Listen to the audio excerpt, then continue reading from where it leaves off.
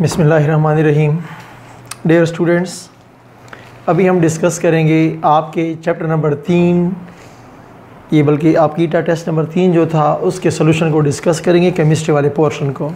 मेरी चंद गुजारिशात ज़रा मान लें प्लीज़। पहली बात यह है कि इस टेस्ट में जो सवाल आपके गलत हो चुके हैं ये आपकी खामियां हैं। अपनी खामियों को कंट्रोल करो, अपनी खामियों को कंट्रोल करो, इनको खूबियों में बदलो, जीत तुम्हारी मंजिल हो जाएगी। ओके, अगर कोई सवाल आपको लगे कि ये तो आउट ऑफ कोर्स है तो वो अगर आपका गलत है तो no problem.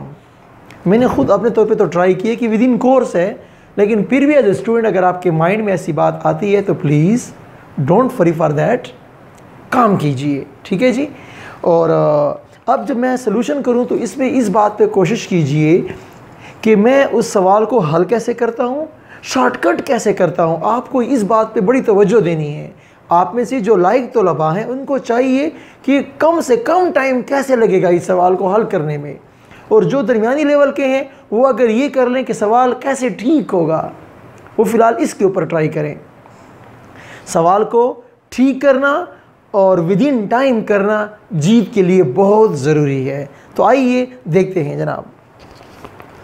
Question number 1, when a carbon have 3 bond then its probable geometry will be dash. Dear students, जब कार्बन के 3 बॉन्ड होते हैं तो वो क्या होगा, या तो वो मिथाइल होगा, कार्बोकेटाइन बन जाएगा, या फिर वो क्या होगा, या फिर वो कार्बानियन होगा, -1 के साथ हो जाएगा। ठीक है, ये क्वेश्चन नंबर 1 की बात शुरू है। केमिस्ट्री का क्वेश्चन नंबर 1 पर डिस्कशन शुरू हुई है। तो अब देखें option A trigonal planar. Trigonal planar, जी हाँ, ये मिथाइल कार्बोकेटाइन ट्राइगोनल प्लेनर हो जाएगा। ट्राइगोनल पिरामिडल, जी हाँ, the right answer is both ए और बी इज पॉसिबल। तो पहले क्वेश्चन का आंसर नंबर डी सही है। दूसरे क्वेश्चन की तरफ जाएं। Bond order of dash increases when it loss an electron. किसका बॉन्ड ऑर्डर इंक्रीज होगा जब एक इलेक्ट्रॉन क्या होता है, लॉस होता है। All except A is your right answer. जरा समझिए, आप जानते हैं हाइड्रोजन के मॉलिक्यूल को, आप जानते हैं कि एमओटी थ्योरी के मुताबिक मॉलिक्यूलर ऑर्बिटल में यहाँ इलेक्ट्रॉन 2 पड़े हुए हैं, बॉन्डिंग में 2 इलेक्ट्रॉन पड़े हुए हैं। अगर एक इलेक्ट्रॉन लॉस होगा तो क्या हो जाएगा, 1 - 0 divide by 2 is equal to 0.5। Hydrogen का पहले बॉन्ड ऑर्डर क्या था, बॉन्ड ऑर्डर 1 था, अब क्या हो गया है, 0.5 हो गया है। तो डिक्रीज हुआ कि इंक्रीज हुआ, डिक्रीज हो गया है। मैंने पूछा कि किसका बॉन्ड ऑर्डर इंक्रीज होगा अगर एक इलेक्ट्रॉन लॉस हो जाए। डियर स्टूडेंट, शॉर्टकट ट्रिक सीखो। अगर किसी के एंटी बॉन्डिंग में इलेक्ट्रॉन हो तो जब भी लॉस होता है उसका बॉन्ड ऑर्डर ज़रूर इंक्रीज होता है। यानी अगर आप देखें O2 एंटी बॉन्डिंग में 2 इलेक्ट्रॉन मौजूद हैं, He2 एंटी बॉन्डिंग में 2 मौजूद हैं, एंटी बॉन्डिंग से जब भी इलेक्ट्रॉन लॉस होगा बॉन्ड ऑर्डर 0.5 इंक्रीज होगा। तो क्वेश्चन नंबर 2 के लिए आपका आंसर बन जाता है option number D. Okay, question number 3 में जाएं please. Nitrogen can't form 5 bond. क्यों जनाब, क्योंकि नाइट्रोजन दूसरे पीरियड का बंदा है, नाइट्रोजन दूसरे पीरियड का बंदा है, इसके पास डी सबशेल नहीं है। तीसरे पीरियड के लोगों के पास 3D होता है, वो अपने ऑक्टेट को एक्सपेंड कर सकते हैं। फास्फोरस को देखें, PCl5, वो 5 बॉन्ड भी बना सकता है। क्यों, phosphorus belong to 3rd period. मेरी बात समझ आ गई, ग्रुप पे डिसाइड नहीं होता प्लीज। तो क्वेश्चन नंबर 3 में आपके पास आंसर नंबर सी सही है। क्वेश्चन नंबर 4 की तरफ चलें please. The incorrect statement about ammonia is dash. Ammonia के बारे में कौन सी बात गलत है। When it loss H+, it's geometry become angular. देखिए क्वेश्चन 4 में देखें, ऑप्शन ए कहता है कि जब अमोनिया से एक H चला जाएगा, H+ चला जाएगा तो NH2 नेगेटिव बन जाएगा। तो ज्योमेट्री जी हाँ एंगुलर होती है। जब ये H प्लस एक्सेप्ट करेगा टेट्राहेड्रल बन जाएगा। जी हाँ, ये बात भी ठीक है कि जब वो अमोनियम आयन बन जाता है वो टेट्राहेड्रल बन जाता है। दूसरी बात भी ठीक है। तीसरी बात, it's angle between lone pair and bond pair is 107। Dear students, 107 की डिग्री तो ठीक है, लेकिन स्टूडेंट्स इस बात को समझना बहुत ज़रूरी है कि अमोनिया में तो एंगल 107 तो है, लेकिन बॉन्ड्स के बीच में है। मैंने सवाल में ट्रिक आपके पास खेला कि लोन पेयर और बॉन्ड पेयर में कौन सा एंगल है। लोन पेयर और बॉन्ड पेयर में रिपल्जन ज़्यादा है, वो वाला एंगल नहीं हो सकता जो आपने रटा लगाया हुआ है। डन। क्वेश्चन 4 का answer number C is correct. No resonance exist in dash. किस में रेजोनेंस नहीं होती? कार्बोनिक एसिड में जनाब रेजोनेंस होती है।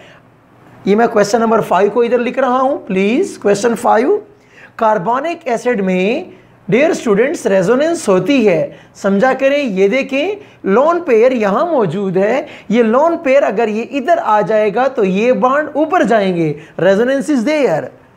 ऑप्शन बी को देखें, triatomic oxygen molecule, ozone के अंदर रेजोनेंस होती है।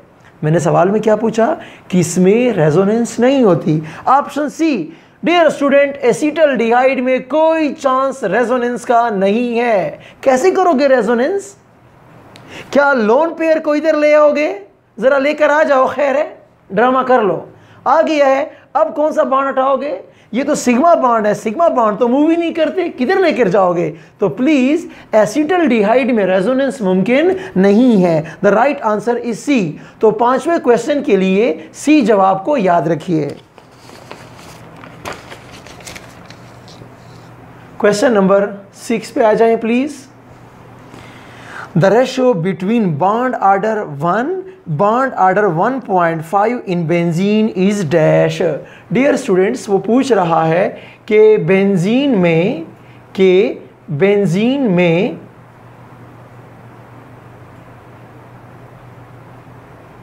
अगर आप देखें, बेंजीन में अगर आप देखें तो आपके पास bond order n is equal to 1 कहां पर है?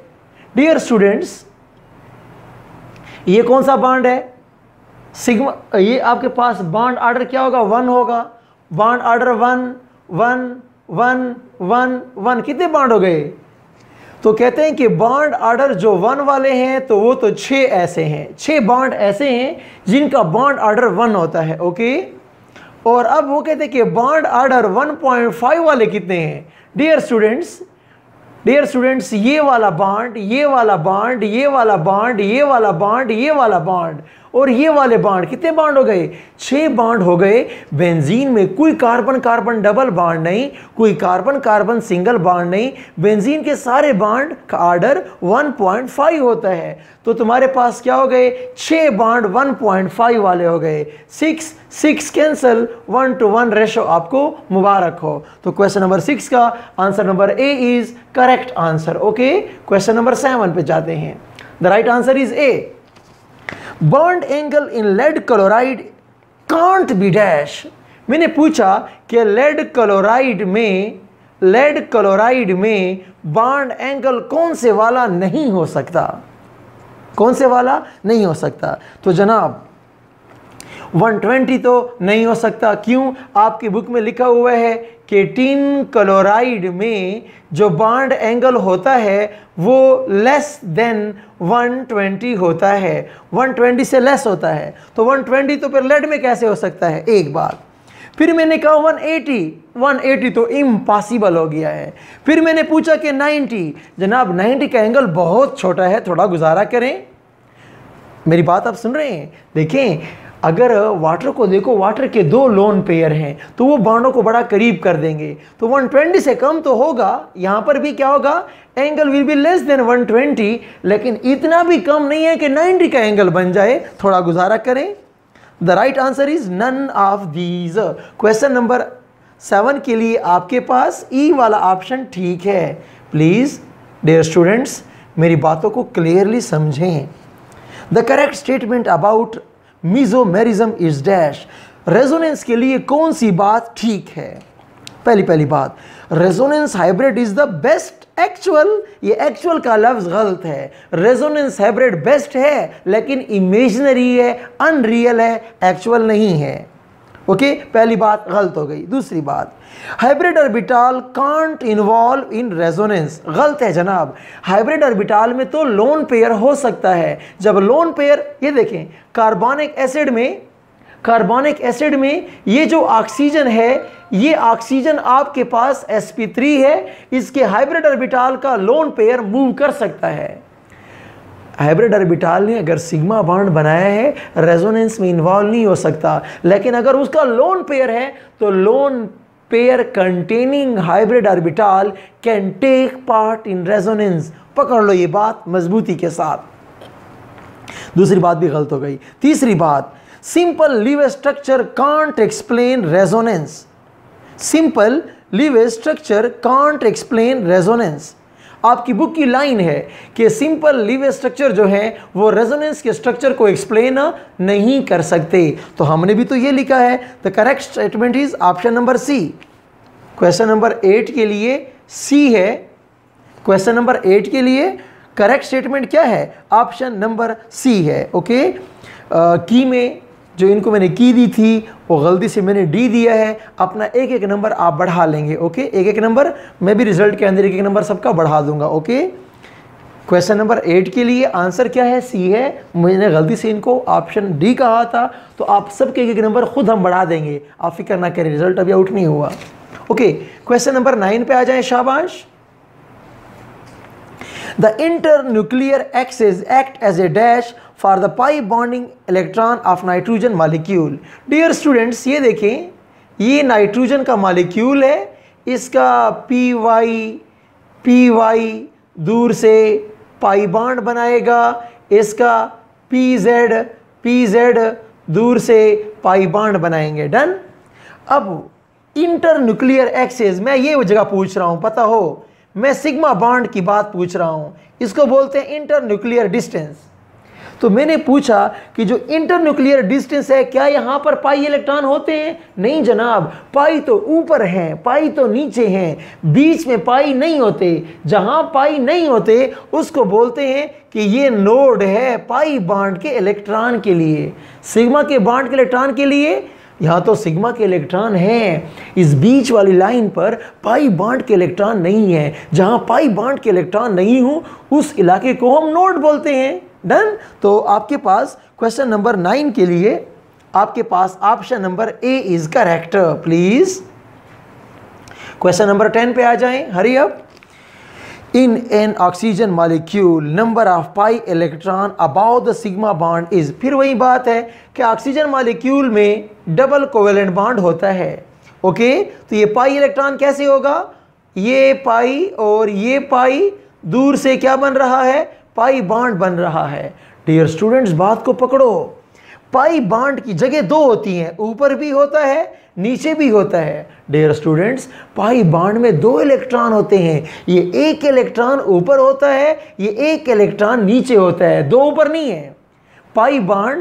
पाई बॉन्ड के 2 इलाके हैं, ऊपर भी और नीचे भी। तो एक इलेक्ट्रॉन ऊपर होगा, एक इलेक्ट्रॉन नीचे होगा। क्वेश्चन नंबर 10 के लिए answer number A is correct. Okay, question number 11 पे आ जाए, शाबाश। The number of right angle in benzene molecule considering Kekulé structure is dash. Dear students, मैंने आपसे पूछा है कि फ़र्ज़ किया केक्यूल का स्ट्रक्चर क्या है? केक्यूल का स्ट्रक्चर ठीक है, तो मैंने पूछा कि राइट एंगल्स तो बता दो। तो केक्यूल के स्ट्रक्चर के मुताबिक ये कार्बन क्या होता है? sp2 होता है। ये क्या होता है? sp2 होता है, sp2 होता है, sp2 होता है, sp2 होता है, sp2 होता है। अब 6 मेरे पास py खड़े हैं, रेडी। अब ये एक हाइड्रोजन, यहाँ फिर हाइड्रोजन, यहाँ फिर हाइड्रोजन, यहाँ फिर हाइड्रोजन, यहाँ फिर हाइड्रोजन और फिर hydrogen. Please point to be noted, ये py ने इधर भी पाई बॉन्ड बनाया, उधर भी पाई बॉन्ड बनाया, इधर भी पाई बॉन्ड बनाया, ऊपर से 3 पाई बॉन्ड। राइट, मेरी बात दोबारा सुने, ये py है ना, py इस पी वाई को ज़रा मैं क्लियर लिखता हूँ ताकि तुम्हें ज़रा क्लियर हो जाए बात। ये देखें ना, ये देखें, ये आपका पी वाई है। इस पी वाई के लोब ने इधर कौन सा एंगल है, 90 डिग्री का एंगल है। उधर कितना है 90, इधर कितना है 90। तो 3 90 इसने ऊपर से बनाए और 3 90 इसने नीचे से बनाए। तो एक पी वाई ने 6 राइट एंगल्स बनाए। तो 1 2 3 4 5 6 6 4 24। Answer number B, question number 11 का answer number B is correct. बड़े काम का सवाल था, अगर आपका गलत है तो बड़ा बुरा सवाल था। Question number 12, in nitrogen molecule considering a MOT diagram of valence shell electron 10th electron will be placed in dash. Dear students, nitrogen का मॉलिक्यूल क्या होता है, एटम क्या होता है, 1s2। ये क्वेश्चन नंबर 12 करवा रहा हूँ। 1s2 2s2 2p3, ये वैलेंस शेल इलेक्ट्रॉन है। तो देखें जनाब, ये आपके पास 2s2, ये देखें जनाब 2s2, तो ऐसे और ये ऐसे। उसके बाद फिर 2p पे आ जाएं, इधर भी 3 है, इधर भी आपके पास 3 है। तो मैं पढ़ा चुका था कि 2 नीचे ड्रा करोगे, एक ऊपर, 2 नीचे एक ऊपर। अब देखें प्लीज़ इलेक्ट्रॉन यहाँ पर भी 3 मौजूद हैं, यहाँ पर भी इलेक्ट्रॉन 3 मौजूद हैं। तो प्लीज़ 2 इलेक्ट्रॉन और 2 इलेक्ट्रॉन, 4 इलेक्ट्रॉन। तो 2 नीचे हो गए, 2 ऊपर हो गए, 4 तो हो गए ना। मैंने पूछा है कि नाइट्रोजन के मॉलिक्यूल को कंसीडर करें तो 10वां इलेक्ट्रॉन कहाँ जाएगा, 10वां इलेक्ट्रॉन कहाँ जाएगा। मेरी बात को सुने, 5 इलेक्ट्रॉन एक नाइट्रोजन में थे, वैलेंस शेल की बात कर रहा हूँ, 5 एक में थे और 5 दूसरे में, तो 10 हो गए। मैं आखिरी इलेक्ट्रॉन की बात कर रहा हूँ। तो 3 और 3 6, 3 और 3 6, तो 4 तो आ चुके हैं ना। तो ये 5वां इलेक्ट्रॉन, 6ठा इलेक्ट्रॉन, 7वां, 8वां, 9वां, 10वां। तो आप देख रहे हैं कि सिग्मा 2px में 9वां इलेक्ट्रॉन भी मौजूद है और 10वां इलेक्ट्रॉन भी मौजूद है। The right answer is option number A. Question number 12 के लिए ऑप्शन नंबर ए को मुलाहिजा फरमाइए। ओके, क्वेश्चन नंबर 13 पे जाते हैं। शाबाश, क्वेश्चन नंबर 13 पे जाते हैं। Bond order becomes half of its original value for either it gain or loss electron. वो वाला मॉलिक्यूल बताएं कि वो इलेक्ट्रॉन गेन करे या लॉस करे, उसका ओरिजिनल बॉन्ड ऑर्डर क्या हो जाता है, आधा हो जाता है। तो डियर स्टूडेंट्स, हाइड्रोजन के मॉलिक्यूल को अगर आप रिकॉल करें, हाइड्रोजन के मॉलिक्यूल को अगर आप रिकॉल करें 1 तो ये सूरत हाल है। तो हाइड्रोजन के मॉलिक्यूल के लिए बॉन्ड ऑर्डर क्या होता है, 1 होता है। अब अगर ये एक इलेक्ट्रॉन गेन करेगा तो कहाँ जाएगा, एंटी बॉन्डिंग में जाएगा। तो 2 - 1/2 इज इक्वल टू 0.5। अगर हाइड्रोजन का मॉलिक्यूल एक गेन करेगा तो एंटी बॉन्डिंग में जाएगा। जब एंटी बॉन्डिंग में जाएगा तो H2 - 1 का बॉन्ड ऑर्डर 0.5 होता है। अब अगर आपके पास H2 + 1 हुआ, यानी अगला केस कंसीडर करो कि बॉन्डिंग से एक इलेक्ट्रॉन चला गया है, तो फिर भी क्या होगा, 1 - 0 / 2 इज इक्वल टू 0.5। तो बात सामने कौन सी आ गई कि हाइड्रोजन के मॉलिक्यूल से अगर इलेक्ट्रॉन गया या इलेक्ट्रॉन आया, बॉन्ड ऑर्डर दोनों में क्या है, 0.5 है। ओरिजिनली तो 1 था, अब क्या हो गया है, आधा हो गया है। सवाल थोड़ा टेढ़ा था, लेकिन मेरे ख्याल में आपको मज़ा आना चाहिए। तो 13 सवाल का answer number A is correct. Question number 14 पे आ जाएं। डियर स्टूडेंट्स, कि जितना एस कैरेक्टर ज़्यादा होगा, हाइब्रिडाइजेशन में जितना एस कैरेक्टर ज़्यादा होगा तो dash will be it's bond order. तो बॉन्ड ऑर्डर भी इतना ही ज़्यादा होता है। अगर आपने ये बात देखनी है, क्वेश्चन नंबर 14 का मैं बात समझा रहा हूँ। ये देखें, आमतौर पर sp3 के लिए 109, sp2 के लिए आप 120 लिखते हैं, sp के लिए आप 180 लिखते हैं। आमतौर पर कार्बन कार्बन सिंगल बॉन्ड की बात करते हो, कार्बन कार्बन डबल बॉन्ड की बात करते हो, कार्बन कार्बन ट्रिपल बॉन्ड की बात करते हो। देखिए ये ज़रूरी नहीं है कि sp होगा तो ट्रिपल बॉन्ड होगा, sp2 होगा तो डबल बॉन्ड होगा। ये वाली बात ज़रूरी नहीं है, ये वाली बात ज़रूरी नहीं है। Okay please. तो आप मेरी बात सुने, मैंने क्या पूछा कि जितना S कैरेक्टर का परसेंटेज ज़्यादा होगा तो आम तौर पर उसका बॉन्ड ऑर्डर भी इतना ही ज़्यादा होता है। Done. The answer number A is correct. Question 15, bond length of HCl molecule is dash. ये आपकी बुक की बात है, सिर्फ प्रॉब्लम ये कि आपकी बुक में नैनोमीटर के अंदर गिवन था, हमने एंगस्ट्रॉम में कन्वर्ट किए हैं। आपकी बुक में किस में गिवन थे? नैनोमीटर में गिवन थे, मैंने एंगस्ट्रॉम में कन्वर्ट किया है। तो प्लीज़ क्वेश्चन 15 के लिए आपके पास आंसर 1.36 एंगस्ट्रॉम ठीक आंसर है। Option number A. प्लीज़ काम खुद करें ना। 136 तुम्हारी बुक में लिखा हुआ है, 136 लिखा हुआ है, लेकिन यूनिट चेक करो कि यूनिट कौन सी है, पिकोमीटर है, नैनोमीटर है कि एंगस्ट्रॉम है। मैंने एंगस्ट्रॉम में पूछा है। काम कीजिए। क्वेश्चन नंबर 16 पे आ जाएं, शाबाश। क्वेश्चन नंबर 16 पे आ जाएं। Ionic bond can exist between cations of dash and anions of dash. मेरे भाई क्वेश्चन नंबर 16 के लिए आप इतनी बात तो जानते हैं कि NaCl में एक मेटल है और एक नॉन मेटल है, आयनिक बॉन्ड पॉसिबल है।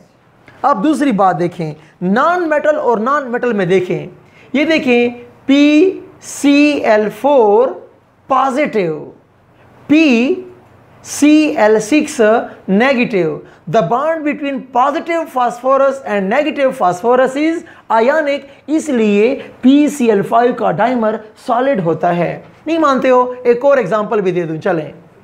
देखें जनाब, ammonium chloride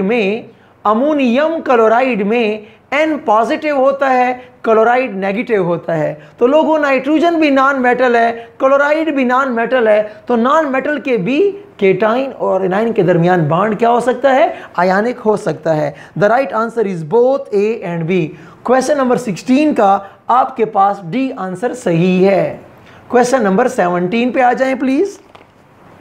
calculate covalent radius, bond length नहीं पूछी, रेडियस पूछ रहा हूं, of HCl molecule if dipole moment is this. Please मेरे भाई, प्लीज बात को जरा समझें। Dipole moment is equal to Q into R and R is equal to dipole moment divide by Q। अब आपको मैंने क्या दिया है? 2 डिबाई दिया है। प्लीज डिबाई के अंदर आप पुटिंग नहीं कर सकते फार्मूले में, प्लीज, क्योंकि आपको मैंने चार्ज कूलम में दिया हुआ है। क्लोरीन का चार्ज किस में दिया हुआ है? कूलम में दिया हुआ है। तो डिबाई को भी कूलम में कन्वर्ट करो। तो डियर स्टूडेंट्स, 2 डिबाई किस में कन्वर्ट होगा? शाबाश, 3.34 10 की पावर -30 मीटर कूलम में कन्वर्ट कर दिया है। 2 डिबाई था ना, 2 डिबाई। देखें, आपको मैंने सवाल में डिबाई में गिवन है, डिबाई में पुटिंग तुम कैसे करोगे? एक डिबाई में है, एक कूलम में है। तो प्लीज आप अपने डिबाई वाले आंसर को मीटर कूलम में कन्वर्ट कर दो। अब चार्ज कितना है? तो माइनस लिखा हुआ है साथ में। डियर स्टूडेंट्स, Q का मतलब होता है मैग्नीट्यूड ऑफ चार्ज। नेगेटिव अपने पास संभाल के रख लो। तो क्या हो जाएगा? 3.2 10 की पावर -19 कूलम्ब। ओके, हो गया है। अब इसके ऊपर काम कीजिए। अब इसके ऊपर आप काम करेंगे। 2 1s are 2, 16s are 32, 1.6 हो गया है। 1.6 को 1 कर दो, इसका डबल ऑलमोस्ट क्या बनता है? ये बनता है 2। तो आपके पास आ गया 2 10 की पावर -30 क्रॉस 10 की पावर +19, ये ऊपर ले गया हूं। तो क्या होगा? 2 क्रॉस 10 की पावर -11 क्या बच गया है, -11 मीटर बच गया है। लेकिन ये किसका जवाब है, ये रेडियस का जवाब नहीं है, ये आपके पास बॉन्ड लेंथ का जवाब आ गया है। तो डियर स्टूडेंट्स, बॉन्ड लेंथ को अगर 2 पे डिवाइड कर दो तो रेडियस का जवाब आ जाता है। तो 2 कैंसिल, 10 की पावर 11 इज योर आंसर। तो क्वेश्चन नंबर 17 के लिए आंसर नंबर सी बिल्कुल ठीक है।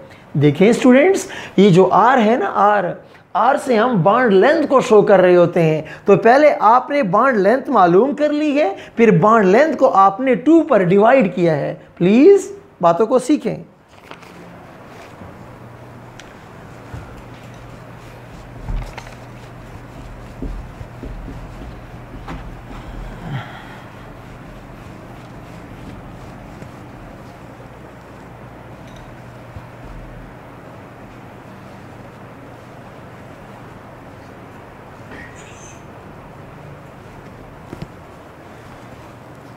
क्वेश्चन नंबर 17 हो गया है। Please student question number 18 chemistry में आ जाएं। Which one possess polar bond with zero dipole movement. ऐसा मॉलिक्यूल बताओ कि डाइपोल मूवमेंट उसका जीरो हो लेकिन बॉन्ड्स उसके पोलर हों। तो डियर स्टूडेंट्स, आप जानते हैं कि CCl4 में नेट डाइपोल मोमेंट तो ज़ीरो होता है, लेकिन इंडिविजुअल बॉन्ड्स क्या हैं, ये बॉन्ड पोलर है, इंडिविजुअल बॉन्ड्स पोलर हैं। SO3 के अंदर भी यही कारोबार है कि बॉन्ड्स तो पोलर हैं लेकिन कैंसलेशन, वेक्टोरियल कैंसलेशन से डाइपोल मोमेंट ज़ीरो आ रहा है। BF3 के अंदर भी ऐसे है डियर स्टूडेंट्स कि ये देखें, ये 3 फ्लोरीन के इंडिविजुअल बॉन्ड्स पोलर हैं लेकिन नेट डाइपोल मोमेंट ज़ीरो क्यों आता है, dipole moment is a vector quantity, तो वेक्टोरियल एडिशन होती है तो कैंसलेशन टेक प्लेस। तो क्वेश्चन नंबर 18 का all of these is the right answer. Question number 19 पे आ जाएं, शाबाश। Bond dissociation energy is almost 300 kilo joule पर मोल फॉर डैश। ये आपकी बुक की लाइन है, आपकी बुक की लाइन है, गालिबन 299 लिखा हुआ था तो मैंने 300 कर दिया है ऑलमोस्ट के लफ्ज़ के साथ। The right answer is HI। 19 question के लिए answer number B is correct. Question number 20, कुछ सवाल मैंने रटे की भी पूछने होते हैं कि आप लोग टेबल्स को लिफ्ट कराते हो कि नहीं कराते। Okay, the molecular geometry of phosphine is like that of hydroxonium ion. Dear students, ये है फास्फीन PH3। ये आपके पास क्या है, फास्फीन PH3 हो गया है। तो फास्फीन की कौन सी ज्योमेट्री है, ट्राइगोनल पायरामिडल ज्योमेट्री है, ट्राइगोनल पायरामिडल ज्योमेट्री होती है। जबकि हाइड्रोक्सोनियम आयन की भी ट्राइगोनल पायरामिडल ज्योमेट्री होती है। प्लीज़ बातों को समझें, रटे ना लगाएं। 5वें ग्रुप का जो भी होगा तो उसका क्या होगा, ट्राइगोनल पायरामिडल होगा। फास्फीन एक होता है phosgene, that is something else, carbonyl chloride को बोल रहे होते हैं। ओके, तो क्वेश्चन नंबर 20 के लिए आंसर नंबर C सही है। क्वेश्चन नंबर 21 के लिए आ जाएं। Pick the wrong statement about dipole moment. Dipole moment के लिए कौन सी बात गलत है। डियर स्टूडेंट्स, डाइपोल के लिए ये वाली बात गलत है कि charge multiply by radius. Dear students, ये रेडियस नहीं है, ये बॉन्ड लेंथ है। मैंने कई बार ये बात आपको समझाई है कि dipole moment is equal to charge multiply by bond length. हाँ, बॉन्ड लेंथ को हम रिप्रेजेंट R से कर रहे होते हैं, R रेडियस नहीं होता। प्लीज ओके, तो क्वेश्चन नंबर 21 का आपके पास आंसर नंबर D सही है। ओके, जरा देख भी लें ऑप्शन A क्यों ठीक है।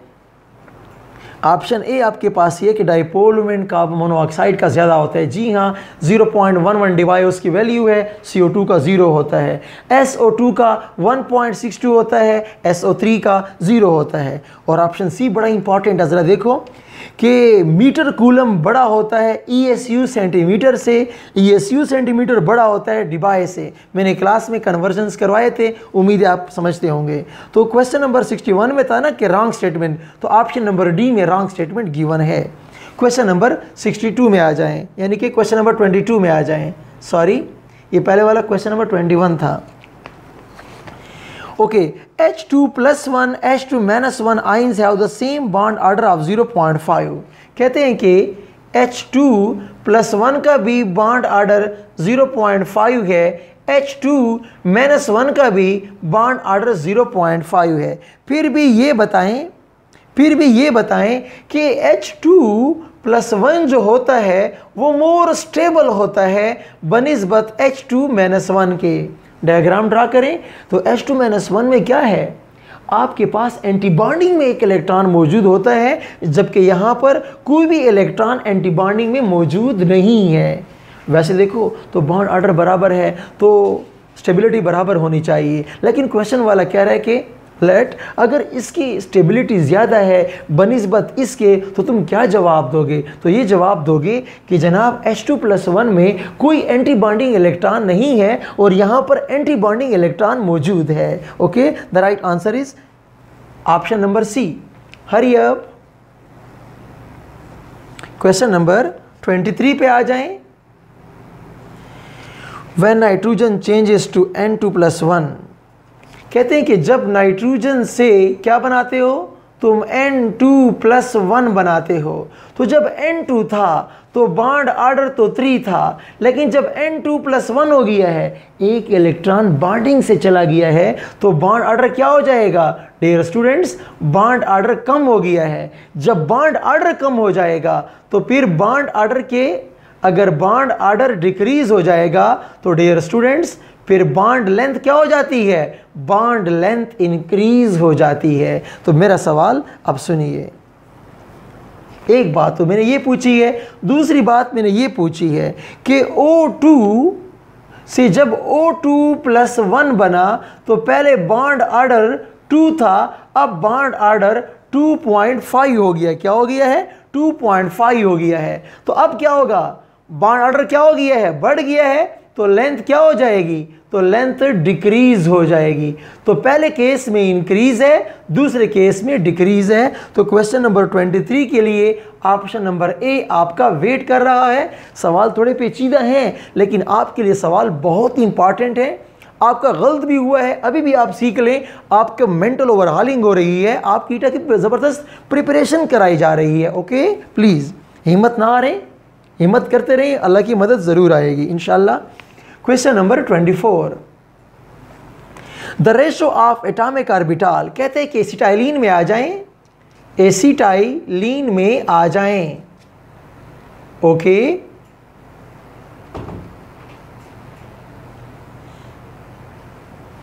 ये मैंने ड्रॉ कर लिया है। तो डियर स्टूडेंट्स, हाइड्रोजन का एक एटॉमिक ऑर्बिटल हो गया है। ओके, एक एटॉमिक ऑर्बिटल कौन से वाला हो गया है? py हो गया है, pz भी एक हो गया है। तो आपके पास इस कार्बन के पास 1 2 3 इस साइड पे 3 एटॉमिक ऑर्बिटल हैं और इधर भी एक s, एक py, एक pz। तो डियर स्टूडेंट्स, इस कंपाउंड में एटॉमिक ऑर्बिटल आपके पास कुल 6 हैं। 1 2 3 4 5 6 एटॉमिक ऑर्बिटल हैं। अब हाइब्रिड ऑर्बिटल कितने हैं?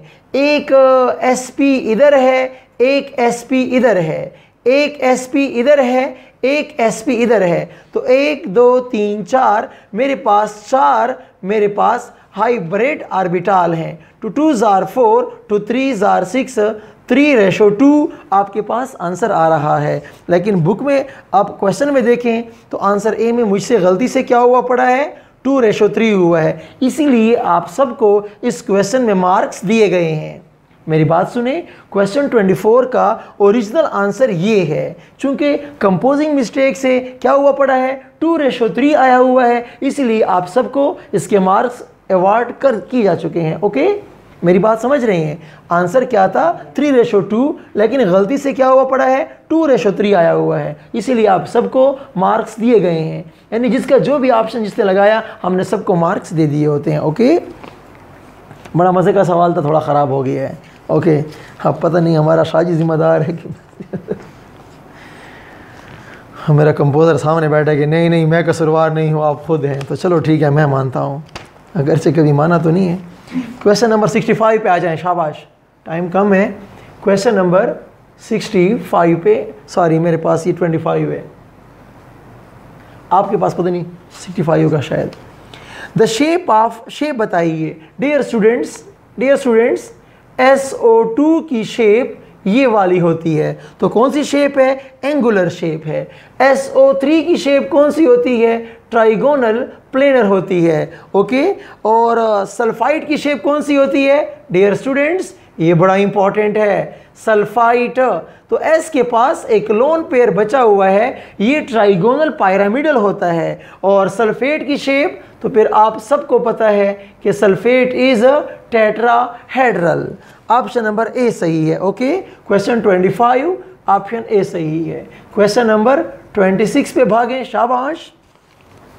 Which of the following statement is appropriate for methyl carbanion? methyl carbanion tetrahedral होता है, हाइब्रिडाइजेशन टेट्राहेड्रल है। जी हाँ, sp3 हाइब्रिडाइजेशन को टेट्राहेड्रल हाइब्रिडाइजेशन भी कहते हैं। Shape is pyramidal. जी हाँ, शेप इज पिरामिडल जब कार्बन ने 3 बॉन्ड बनाए हों और कार्बन पर नेगेटिव का चार्ज का मतलब क्या है कि एक लोन पेयर मौजूद है, तो शेप इज पिरामिडल। एंगल क्या होगा? अमोनिया वाला टाइप एंगल बनेगा 107 के आसपास। The right answer is all of these. Question number 26 के लिए आंसर नंबर डी सही है। Okay, question 27। According to MOT, the paramagnetism of O2 molecule is because of dash। जनाब, 2 अनपेयर्ड इलेक्ट्रॉन हैं, एंटी बॉन्डिंग में पड़े हुए हैं। कहाँ पड़े हुए हैं? एंटी बॉन्डिंग में। सवाल ऑप्शन ए में मैंने कहा है कि वो तो सिग्मा मॉलिक्यूलर ऑर्बिटल के अंदर पड़े हुए हैं, तो ये गलत है। मैंने बी में कहा है कि unpaired electron anti bonding sigma anti bonding में पड़े हैं, ये भी गलत है। मैंने सी में कहा है कि अनपेयर्ड बॉन्डिंग में पड़े हैं, ये भी गलत है। डी वाली बात सही है। तो 27 के लिए आंसर नंबर डी बिल्कुल करेक्ट। क्वेश्चन नंबर 28 पे आ जाएं, शाबाश। If condition of mesomerism are satisfied, अगर रेजोनेंस के सारे कंडीशन ठीक हो, then the movement of which one is easiest, सबसे पहले कौन जाएगा? तो डियर स्टूडेंट्स आपको पता है ना कि रेजोनेंस में तो या पाई इलेक्ट्रॉन इन्वॉल्व होगा या फिर लोन पेयर इन्वॉल्व होगा। चूंकि लोन पेयर आज़ाद हुआ करता है और पाई इलेक्ट्रॉन बॉन्डेड होता है, तो पाई वाला टुवर्ड द लोन पेयर नहीं जाता, लेकिन लोन पेयर वाला टुवर्ड द पाई जा सकता है। मेरी बात आप समझ रहे हैं? मैं ये कह रहा हूं carbon carbon double bond, enol के अंदर आ जाओ, इनोल में तो लोन पेयर इधर आएगा, पाई बॉन्ड इधर जाएगा। खबरदार, ऐसा करना जुर्म है, गलती है। तो क्वेश्चन नंबर 68 में answer number C is correct. Answer number C. Question number 29 पे आ जाएं, शाबाश। The repulsive power is maximum for dash. Dear students, option A में है सिग्मा बॉन्ड यानी कोवेलेंट बॉन्ड, ऑप्शन बी में है pi bond. Dear students, VSEPR theory ने कहा था कि ज्योमेट्री को कंसीडर करना है तो पाई बॉन्ड को नेगलेक्ट कर दो, triple bond, double bond, single bond सब बराबर कर दो। तो पाई इलेक्ट्रॉन को 0 वैल्यू दी गई थी, इसीलिए ऑप्शन बी इज रिजेक्टेड। अब सी और ए में मुकाबला है। डियर स्टूडेंट, पोलर बॉन्ड के इलेक्ट्रॉन टाइटली हेल्ड होते हैं, उनकी एनर्जी कम होती है, रिपल्सिव पावर कम हो जाती है, जबकि आम कोवेलेंट बॉन्ड की रिपल्सिव पावर ज़्यादा होती है। ये आपके वेस्पर थ्योरी का एक पोस्टुलेट भी है। Okay, the right answer is option number A is correct. Question number 30 पे आ जाएं, जो कि हमारा लास्ट क्वेश्चन है। The incorrect statement about hydroxonium ion is, कहते हैं कि हाइड्रोक्सोनियम आयन के बारे में कौन सी बात तुम्हें ठीक नहीं लगती, कौन सी बात गलत है? ऑप्शन नंबर ए को देखें। एंगल क्या होगा? कहते हैं कि एंगल 104 से बड़ा है। जी हां, जब H2O था तो एंगल 104.5 था, लेकिन जब शक्ल ये बनेगी तो एंगल तकरीबन 107 हो जाएगा। एक लोन पेयर शहीद हो गया है। Option B, angular molecular geometry है? नहीं जनाब, इसकी ज्योमेट्री क्या है? इसकी ज्योमेट्री तो ट्राइगोनल पिरामिडल ज्योमेट्री है। ऑप्शन नंबर बी सही है। क्वेश्चन नंबर 30 का ऑप्शन नंबर बी सही है। डियर स्टूडेंट्स, लर्निंग आपका टारगेट होना चाहिए। पहले ठीक सवाल को समझा करें, फिर प्रैक्टिस किया करें। जो जो गलती करते हैं उस गलती के अंदर स्टडी करो कि ये मिस्टेक सिली मिस्टेक थी, आपको ये क्वेश्चन आता नहीं है इसलिए गलत हुआ, ये क्वेश्चन आपको आता है लेकिन आप कंफ्यूज हो गए हैं। अपनी खामियों को देखें कि आप कैसे गलतियां करते हैं। आपने स्टेटमेंट नहीं समझी, आपने जल्दबाजी की है, आपने रटा सही नहीं लगाया था, किस किस्म की गलतियों का आप शिकार होते हैं। प्लीज़ अपनी गलतियों को खुद पकड़ें। अपनी गलतियों को जो एक्सप्लोर करेगा, अपनी गलतियों को जो निशानदेही करेगा, फिर नेक्स्ट टेस्ट में अपनी गलती के ऊपर चेक एंड बैलेंस रखें कि ये वाली गलती मैंने नहीं करनी। तो हर टेस्ट में जब आप ऐसे करेंगे तो ईटा में जीत आपकी मंजिल होगी। ओके, अल्लाह हाफ़िज़।